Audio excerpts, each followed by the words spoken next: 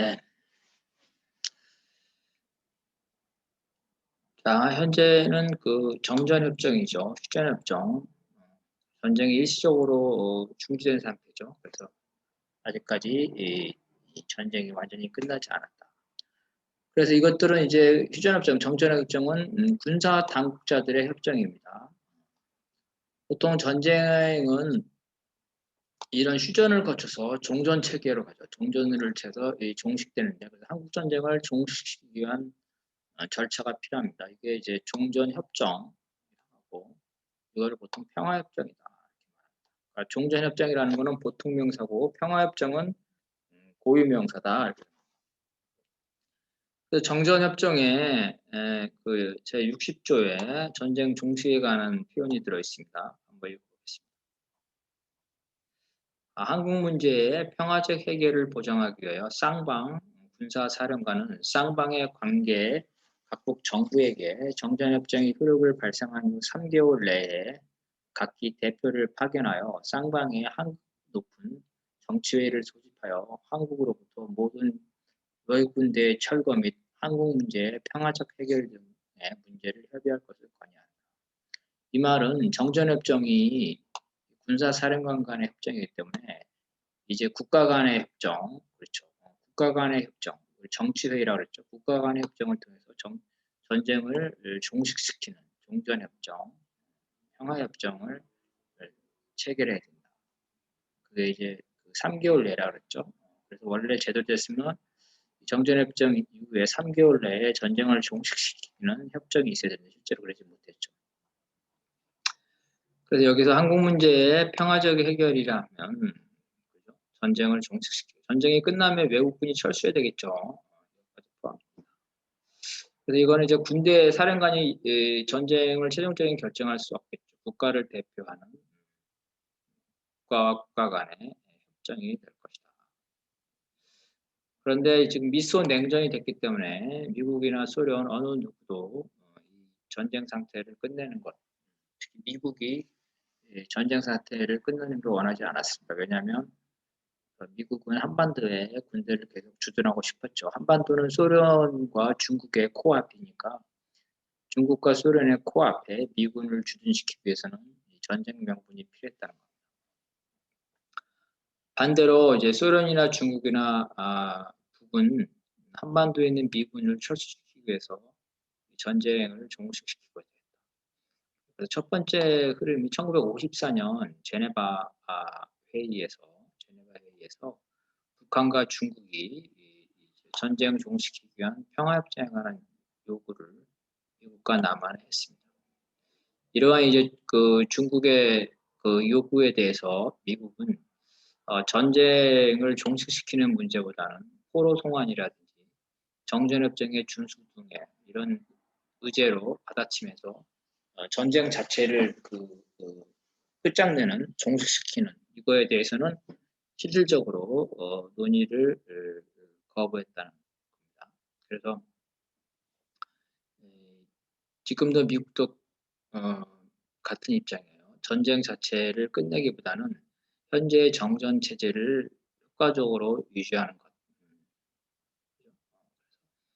지금도 같은 입장. 이에 대해서 북은 정전 체제를 유지하는 문제보다는 전쟁 자체를 종식시키는 거죠. 정치, 군사 부분의 일괄적인 타결, 다시 말해서 전쟁의 종식과 북미 간의 관계의 개선 이런 거죠.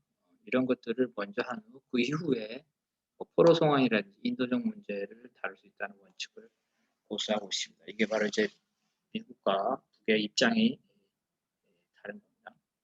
미국이 이처럼 이제 전쟁 종식에 소극적이었다는 것은 당연히 전쟁 상태를 지속시켜야지만 주한미군의 정당성을 획득하기 때문이죠. 이승만의 경우에는 북진 통일을 포기하지 않았기 때문에 1954년 평화협정 논의에 불응했다는 겁니다. 그 외에도 몇 가지 전쟁을 종식시키려는 흐름이 있었는데요. 1975년에 유엔에서 코리아 문제에 관한 결의안, 주한미군 철수와 평화협정 체결을 촉구하는 결의안이 통과됐지만 후속 조치가 없었습니다. 남북 간에도 몇 차례 이제 그 통일과 평화 문제에 관한 것들이 있었는데요. 72년에 7.4 공동성명, 1991년에 남북 기본 합의서, 그리고 6.15 공동선언과 14선언이죠. 두 차례의 남북 정상회담. 최근에 또 문재인 대통령과 김정은 국무위원장의 이런 정상회담이 있었음에도 불구하고 실질적으로는 진척되지 못하고 있습니다. 다만 문헌상으로는 선언을 했습니다. 그죠? 그래서 상호 체제를 존중하고 평화통일을 지향하기로 합의를 했다는 거죠. 그 중에서 이제 몇 가지 중요한 게 있는데, 구체적인 합의 내용이 몇 가지 있습니다. 14선에 노무현 대통령과 김정일 국방위원장 간의 이런 합의 내용이 있는데요. 여기에 종전, 즉 평화협정에 관한 얘기가 있습니다. 읽어보겠습니다. 남과 북은 현 정전 체제를 종식시키고 항구적인 평화체제를 구축해 나가기로 했다는 거죠. 이와 관련된 3자, 여기 3자는 뭡니까? 남북미가 되겠죠. 남북미. 4자는 중국까지 포함이 되겠죠. 4자의 정상들이 한반도에서 만나 종전을 선언하는 문제를 추진하기로 했다. 역시 그 후에 진행되지 못했죠. 그래서 지금까지 종전에 대한 구체적인 합의가 되지 못했고, 심지어 논의 테이블조차도 착수도 못했다. 그래서 이러한 평화협정, 정전, 전쟁을 종식시키는 종전협정, 이러한 것도 해외 사례에서 볼 수도 있는데요. 그 중에서도 이제 분단 국가인 독일과 베트남의 사례가 있겠습니다. 그래서 독일에서는 이제 가장 중요한 게 2+4 조약인데요. 2라는 거는 동서독을 말하는 겁니다. 4라는 거는 연합국을 말하는 겁니다. 영국, 프랑스, 미국, 소련 이렇게 된 거죠. 이 사이에서 된 거예요. 그래서 이거는 이제 그 소독이 그 통일과 그다음에 동독과의 관계 개선을 위한 그 동방 외교, 즉 말해서 대사회주의 외교를 통해서 나온 건데요. 그 내용을 보면 이제 먼저 평화 체계를 이끌어 보는 겁니다. 그래서 평화 체계를 이끌기 위해서는 첫 번째는 2차 대전이 국경 문제, 독일과 폴란드 같이, 그다음에 독일과 소련과 같이 국경 문제로 전쟁이 났는데 더 이상 이제 국경을 확장하자. 국경을 확장해서 국경 문제를 없애자. 그다음에 상호 불가침.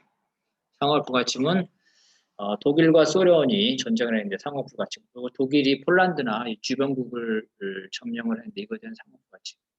그러니까 독일이 통일이 되더라도 주변국을 침략하지 않겠다. 그러니까 주변국들도 독일 통일에 대해서 협력을 해달라. 이런 취지인 겁니다. 그 관계 정사가 이루어졌다는 거죠. 그래서 이를 통해서 독일 통일의 국제적인 기반이 완성되었다. 그래서 독일은 이제 통일을 위한 국제적인 정세를 2+4 조약으로 완성을 하고, 그다음 이런 국제적 조치고, 국내적 조치는 동독과 서독 간의 국가조약, 통일조약을 두 차례 하게 됩니다. 이로써 사실상 통일을 위한 제도적 장치를 완성한 거죠. 그런데 그 후에 베를린 장벽이 무너지면서 서독이 동독을 흡수하는 형태로 통일됐습니다. 그래서 겉으로만 보면은 베를린 장벽을 무너져서 그 서독이 동독을 흡수하는 것처럼 보이지만 실제로는 그 과정에서는 이와 같이 이 서독을 중심으로 해서 독일 통일을 위한 절차가 있었다는 겁니다. 그래서 이게 국가조약, 통일조약에서 중요한 부분은 뭐냐면 동독에 대해서 그 보복을 하지 않는 것, 동독에 대해서 보복을 하지 않는 것, 상호의 그간의 행위에 대해서 보복을 하지 않는 것, 이런 것들이 있었기 때문에 동독 공산당이나 이런 쪽에서 극렬하게 통일에 대해서 반대하지 않았습니다. 통일을 위한 제도적 장치를 미리 조성했다는 겁니다. 베트남에서는 이제 그 1973년에 평화협정, 파리 협정이 됐는데요. 파리 협정의 당사자를 보게 되면 남북 베트남이 있는데 남베트남에 임시혁명정부가 들어있습니다. 그래서 남베트남의 친미정부와 남베트남의 그 북베트남과 친하죠. 북베트남인 남베트남 임시혁명정부 사자 간에 채워졌다는 게 특징이다. 그래서 남베트남의 임시혁명정부까지 포함되어 있다. 그래서 베트남의 평화협정을 보게 되면 여러 가지 중요한 게 있는데요. 제1조에서는 먼저 민족 자격거죠. 민족 문제는 민족이 스스로 해결하기 때문에 강대국이 개입하면 안 된다. 그래서 주권의 불가침. 그래서 베트남의 주권을 인정해서 강대국이 개입하면 안 된다는 거죠. 그래서 외세의 개입이 없는 민족의 자주적인 통일이다. 그러기 위해서는 이제 미군이 철수가 돼야 되는 거죠. 미군파에는 모든 군대를 잘 철수해야 되겠죠. 근데 미군이 있었으니까 미군 철수. 그리고 이제 내정 개입을 안 되니까 월남에 대한 군소적 개입 중단. 그래서 내정 간섭 금지를 명시했다는 겁니다. 그래서 이러한 것들이 이제 그 베트남 평화협정의 특징인데, 베트남 평화협정은 미국이 사실상 북베트남에 패배한 형태가 되기 때문에 베트남 평화협정이라는 것은 결국 미국이 남베트남을 포기하게 돼서 북베트남 중심으로 베트남이 통일되는 그러한 결과가 됐습니다. 왜냐하면 처음부터 남베트남은 그 친미, 친불을 탄생할 수 없는 그런 거였어요. 북베트남, 호지명을 중심으로 북베트남은 정통성이 있었지만 남베트남은 괴뢰 정부였다.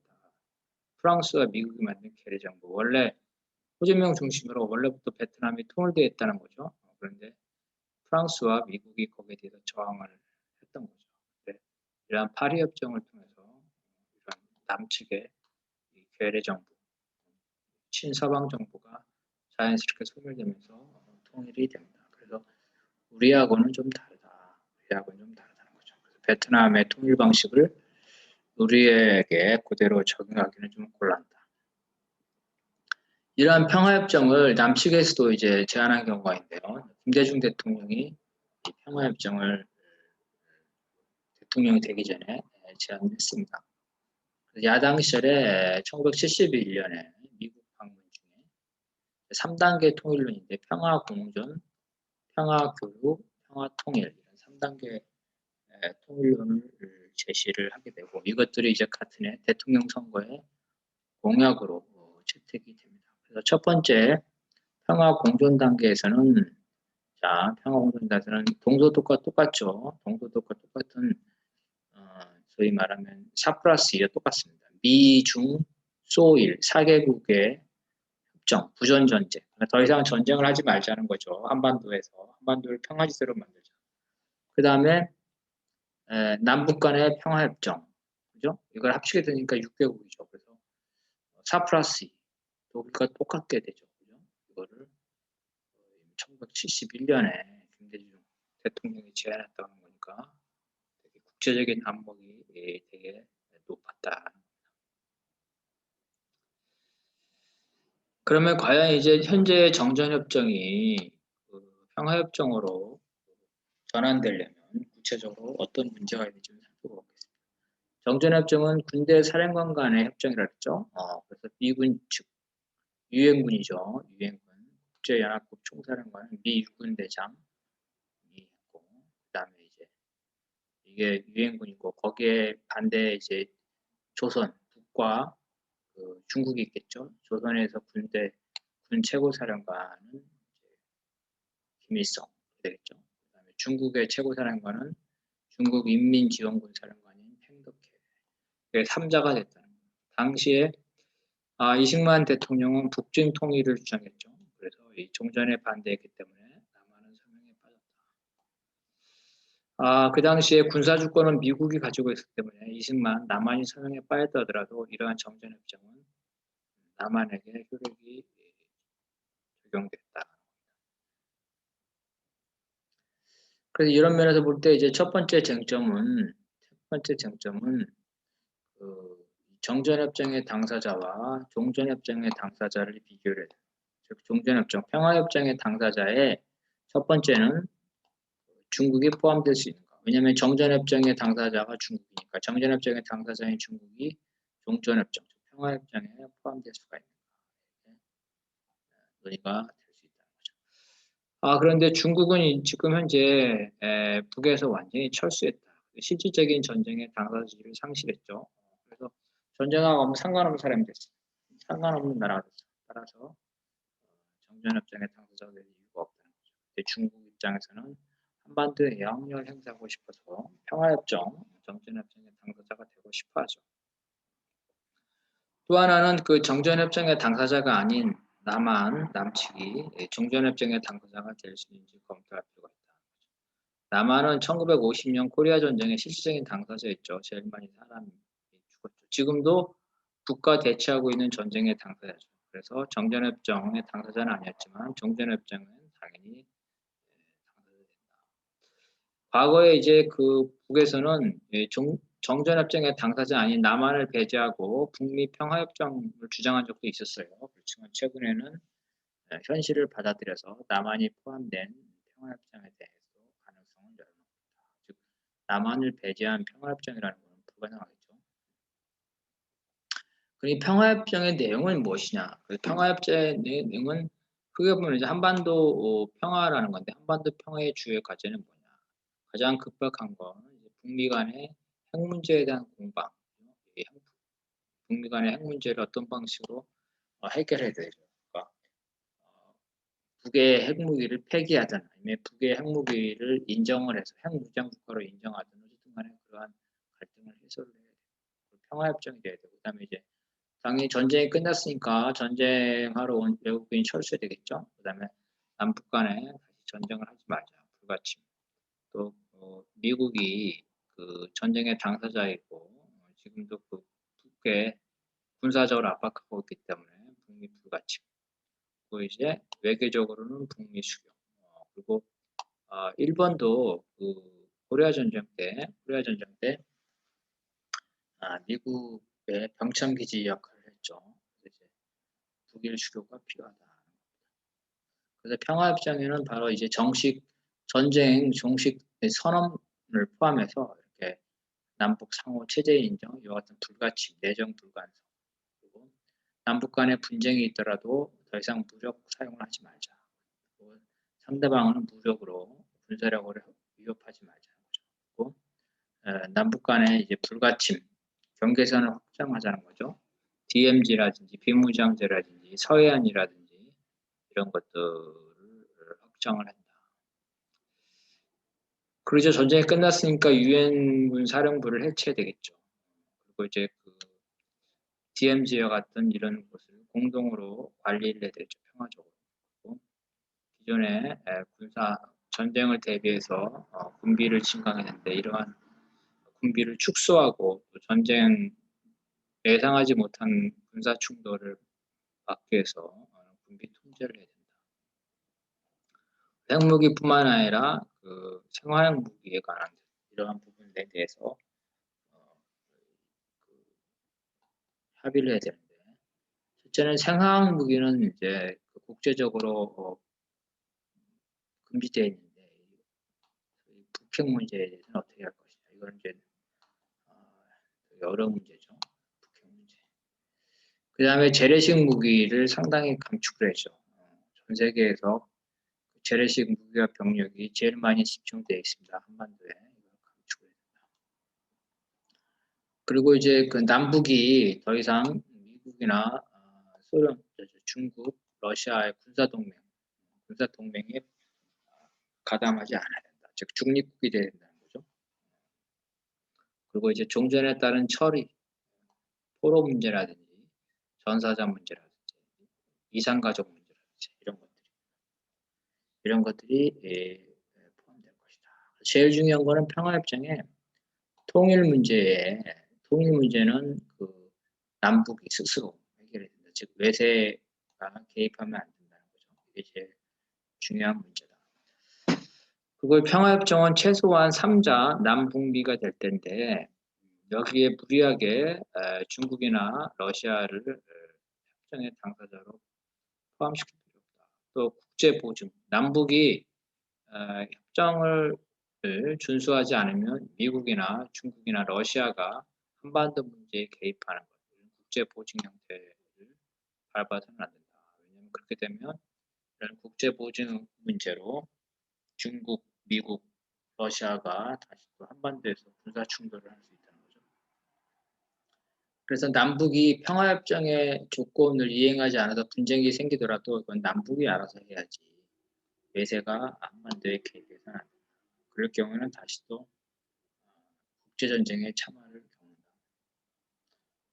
코리아 전쟁, 1950년에 전쟁이 있었지만 사실은 중국이나 미국이 개입하지 않았으면 남측이 됐든 북측이 됐든 간에 아마 통일이 됐을 겁니다. 그래서 외세가 개입하면 통일은 되지 않으면서 오히려 피해 규모만 커진다. 그래서 평화협정 이후에 남북의 분쟁은 남북 스스로 해결하는 것이 분쟁의 피해를 최소화시키는 길이다. 또 중요한 거는 이제 평화협정이라는 이 협정과 조약에 대해서 좀 알아야 되는데, 협정은 이제 그 정부 간 효력이 있는 겁니다. 정부가 바뀌면은 이 협정이 그 번복될 수가 있죠. 근데 조약은 국가 간의 국가가 바뀌지 않은 이상 정부가 바뀌더라도 대통령이 바뀌더라도 효력이 있는 거다. 이게 왜 문제가 되나 봅시다. 자, 클린턴 정부 시절에 북미 제네바 합의를 했죠. 행정협정. 그런데 공화당이 다수인 의회에서 반대로 이게 무산됐습니다.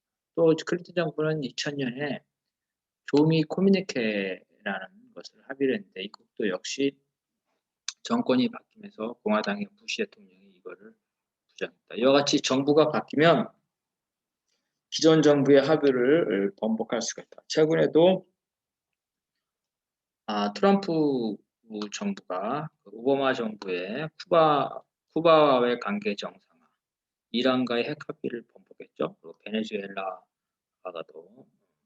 외교 관계가 파탄이 됐습니다. 그래서 이와 같이 정부 간의 협의는 정부가 바뀌면 번복될 가능성이기 때문에 국가 간의 협의, 즉 협정이 아니라 조약이 돼야 된다.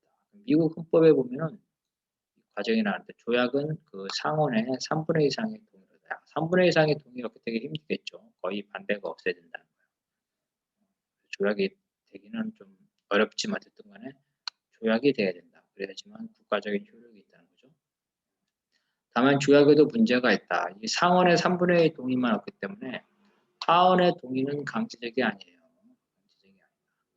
그래서 하원의 협조가 있으려면 사실은 상원의 3분의 2가 동의하면 하원도 동의하겠죠. 미국 공화당, 민주당이 이제 다 그 합의하는 거니까. 근데 만약에 상원과 하원에서 차이가 있을 수 있다. 그렇죠? 그 경우에는 안 된다. 이럴 경우에는 조약 체결 이후에 하원이 조약 집행에 필요한 법률 제정이나 예산 지출에 동의하지 않아서 조약이 유명무실화 될 수 있다. 근데 현실적으로는 그렇게 일어나기 힘들 거예요. 왜냐하면 상원에서 3분의 2 이상의 동의가 없다면 공화당이나 민주당이나 다 찬성한 거기 때문에 하원에서 특별한 사정이 없는 이상 다 동의가 될 것이다. 이러한 종전 조치가 이렇게 조약이 아니라 행정협정일 경우에는 일반적인 법률 제정 절차에 따른다는 거죠. 그래서 이럴 경우는 의회가 대통령에게 협상 권한을 부여하게 되고 의회는 그 결과를 사후에 승인만 하게 됩니다. 승인만 하게 됩니다. 반면에 이제 순수한 대통령 행정협정이다. 이럴 경우에는 아예 의회의 개입이 없는 겁니다. 그러니까 이 통상적인 행정협정, 외교에 관한 거는 의회가 대통령에게 협상 권한을 줘서 나중에 의회가 사후의 승인인데 의회의 개입이 없는 순수한 대통령 행정협정, 이거는 의회가 관여하지 않는데 나중에 의회의 도움이 필요할 때 의회가 그 협조를 거부할 수가 있겠죠. 이게 바로 이제 제네바 북미 합의라든가 조미 코미니스케 이런 것들이겠죠. 이런 면에서 볼 때 북미 간의 합의가 종전 조치가 실질적으로 효력을 가지려면 상하원 모두를 동의를 받는 방식이 좀 필요하다. 자, 남북 간에도 봅시다. 북은 1991년 남북 기본 합의서를 최고인민회의에 회부해서 동의를 받았습니다. 근데 남측은 그렇게 상정 조치하지 않았다. 그래서 남해에 있어서는 헌법재판소와 대법원은 남북 기본 합의서를 법적인 효력이 없는 신사협정이라고 이렇게 하는 거죠. 그래서 잘못된 거죠. 국회 동의가 필요했던 건데 그렇게 하지 않은 거예요. 그래서 남해 헌법에 의하면은 이름이 협정이 됐든 조약이 됐든 간에 모두가 국가 안보에 해당되거나 국민의 기본권에 해당되는 것이라면 우리 헌법에 따라서 명칭이 중요한 거나 내용이 그렇다면 모두 국회의 동의가 필요하게 됩니다. 그래서 정리하면 남북 간에는 상호 국회의 동의가 필요하고 미국의 경우에는 그 조약이 되기 위해서는 상원의 3분의 2 동의가 필요하다. 결국은 미국의 여론이 압도적으로 평화조약을 지지해야 되는 건데 지금 현재 조건에서는 사실은 평화조약이 성립되긴 되게 어렵다고 볼 수 있겠습니다. 미국이 대북 적대 정책을 공식적으로 폐지하지 않는 현재 조건에서는 평화조약은 어렵다. 그래서 북과 미국의 어떤 입장을 보게 된다면요. 북의 핵무기와 미국의 대북 적대 정책이 동시에 폐기돼야 된다. 관점. 일괄 협상, 포괄 협상이죠. 이러한 관점은 이러한 관점은 북이 핵무기가 나온 거는 미국의 대북 정책 때문에 나왔다는 거죠. 미국이 북을 핵무기로 공격하는 걸 협박을 하니까 북이 자위적 차원에서 핵무기를 개발했다. 그래서 북을 폐기하려면 미국이 이 대북 정책을 완전히 폐기해야 된다. 그래야지만 가능하다. 근본적인 문제를 해결해야 된다. 이런 입장입니다. 그래서 이러한 것들은 이제 북미 간의 양자 협상을 강조하는데요. 그래서 이러한 입장이 있고 또한 이제 포괄 협상, 일괄 타결을 하는데 한꺼번에 해결할 수 없기 때문에 단계적으로 동시행을 해야 된다. 이게 이제 2005년 9.19 공동성명인데요. 그래서 단계적으로 동시행이다. 상호 주고받기식을 한다는 거죠. 말 대 말, 행동 대 행동. 이건 뭐냐면 상대방이 그 말로 평화 조치를 하게 되면 다른 쪽 일방도 말로만 한다. 상대방이 말뿐만 아니라 평화적 조치를 실제로 행한다면 역시 상대방도 평화적 조치를 실제로 행한다. 이런 뜻이고 상응하는 조치를 한다. 9.19 공동선언의 제5항에 따르면은 남북 그다음에 4개국 미소 1중이죠. 총 6자 회담이라죠. 6자 회담인데 여기에서는 이제 공약 대 공약, 행동 대 행동 원칙이 각각하여 단계적 방식으로 합의의 이행을 취해야 된다. 그래서 이게 상호 조치다. 상호 조치는 핵무기의 폐기와 북미 관계의 정상화, 즉 평화 체제의 수립이 되겠죠. 그런데 이러한 6자 회담이 실질적으로 성사되지 못했죠. 나중에 나오겠지만 미국은 북한 보고 먼저 행동을 하라고, 북한은 미국 보고 먼저 행동을 하라고 이렇게 하면서 실질적인 조치로 나아가지 못합니다. 6자 합의가 이행되지 못해요.